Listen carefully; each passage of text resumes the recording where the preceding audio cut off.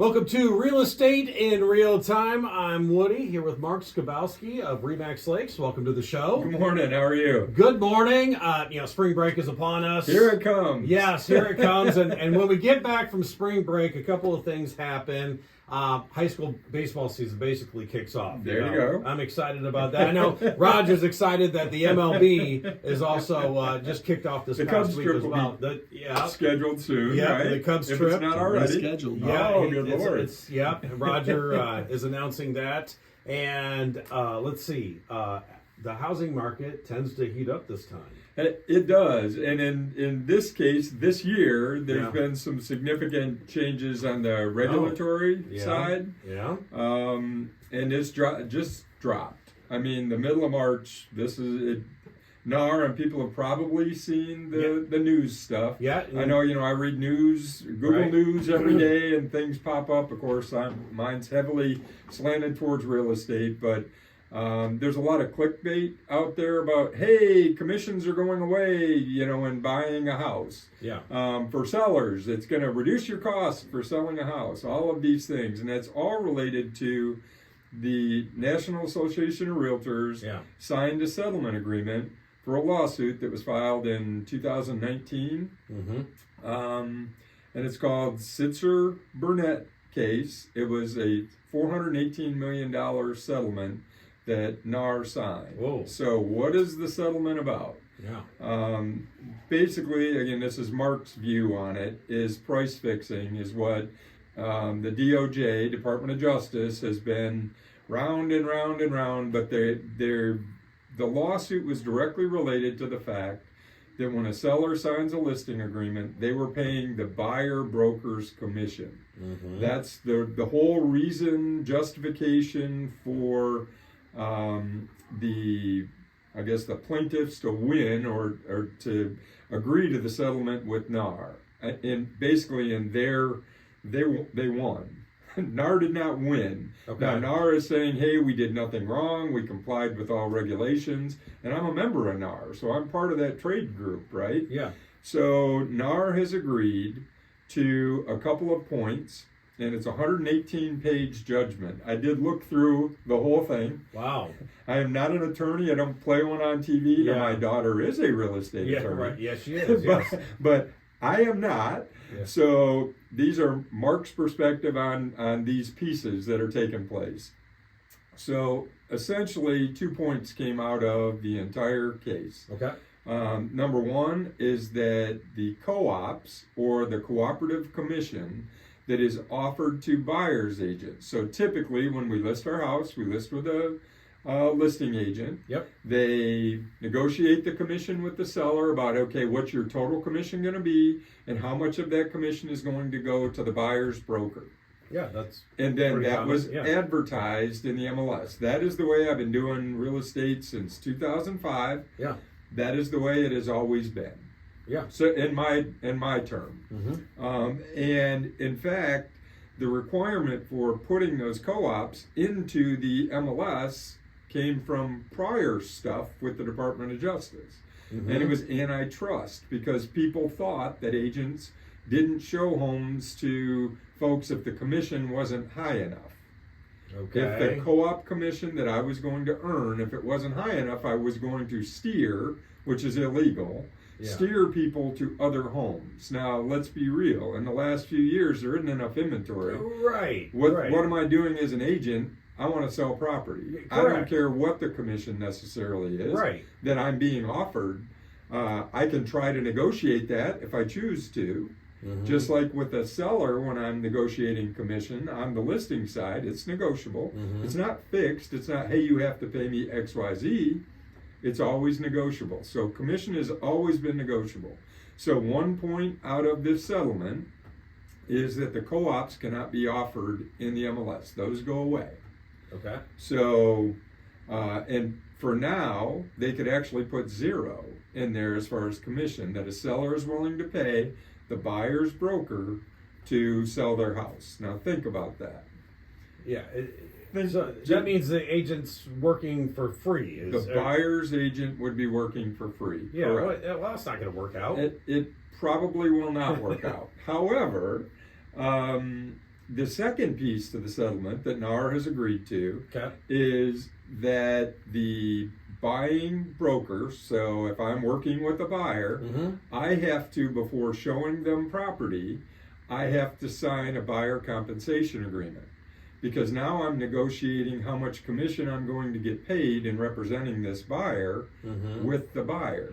Okay. So we will sign a buyer compensation agreement, and before I can show them property. So the days of calling an agent and saying, hey, meet me at this house, I want to show it. If I've never worked with you before, I've got to get the agreement signed before I can show you that property. Oh, this is going to change a lot. It's going to change a little bit. It definitely is going to change a little bit about how we conduct business.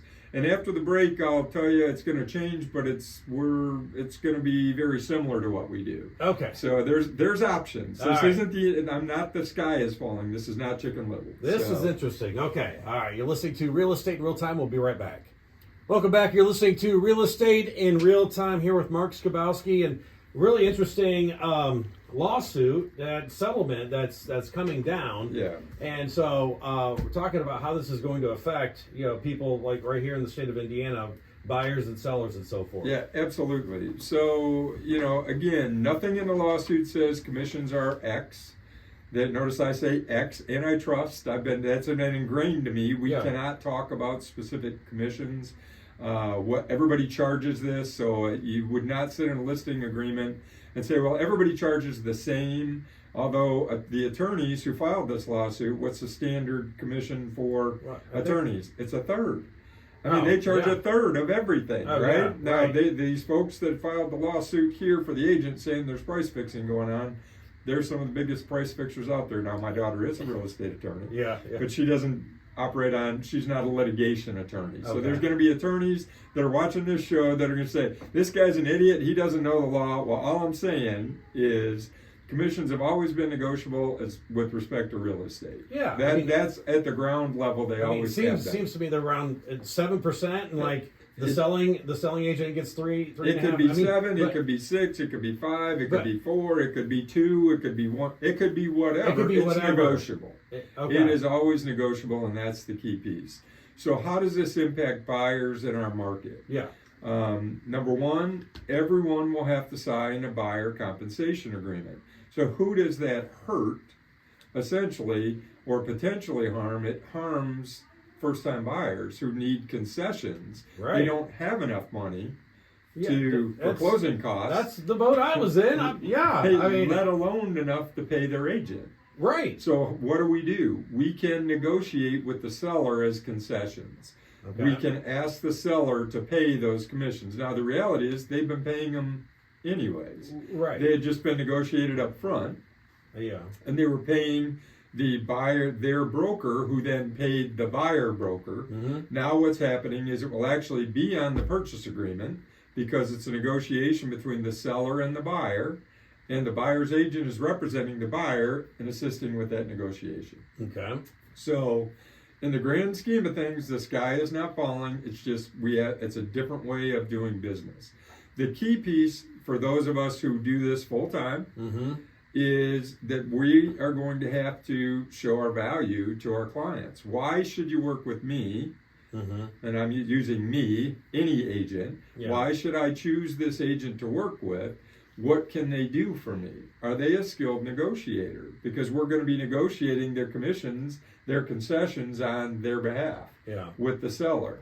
It's not just, can I get in the car and show the 10 houses that are on the market, 2 of which are in my price range. Right. Or can you get to the house first? We have to meet and sign a buyer compensation agreement and discuss that. Well, this does change a lot because a lot of people just drive around. They'll see signs. It's like, hey, Joe Smith. Hey, I want to see. I see your name's on this house, right? And Joe Smith is representing the seller, right? But the potential buyer is just calling Joe Smith to say, hey, I'd like to check out this house. Right. Well, Joe Smith's first question, hey, are you working with somebody? Right. But now you're saying that an actual contract. Yeah, we have signed. Similar to a listing contract, you hit the nail on the head. Yeah. We're going to do a buyer contract saying this is what we're going to do. Now, like anything, those are negotiable, right? Right. Just like a listing, it's negotiable.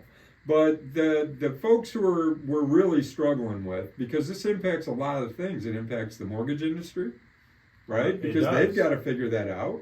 Yeah. It impacts regulatory bodies, because for VA, currently, VA requirements, a veteran cannot pay a buyer's agent.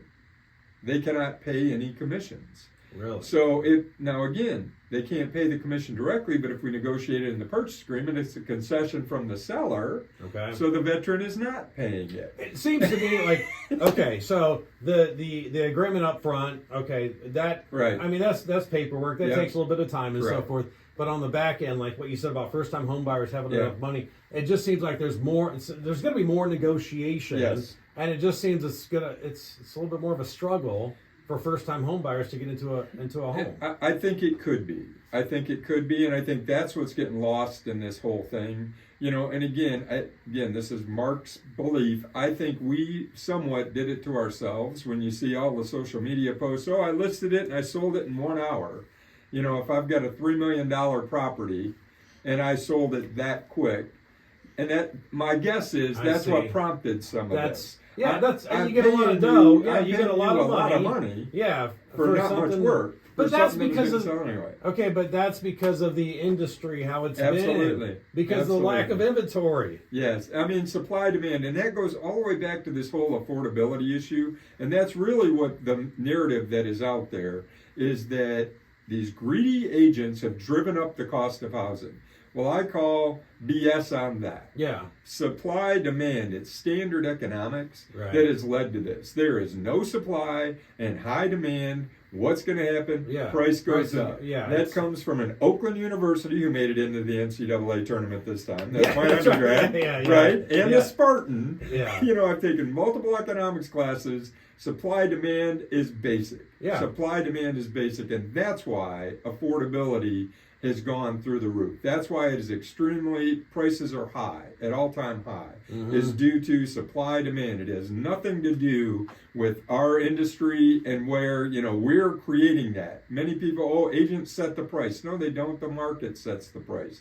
Commissions have always been negotiable and will continue to be. Okay. Now, one other thing with this is Indiana has already signed a law. So that settlement needs to be finalized.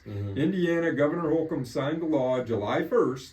In the state of Indiana, we must sign a buyer compensation agreement prior to submitting an offer. Notice that's different than before showing homes. But ultimately, we're going to sign them before we show any property. Okay. All right. Keep us up to date on everything that's going on with that. Also, your contact information. Sure. Website, skibowskiteam.com. Phone numbers, 574-527-0660. All right. Very good. You've been listening to Real Estate in Real Time. Have yourself a wonderful weekend.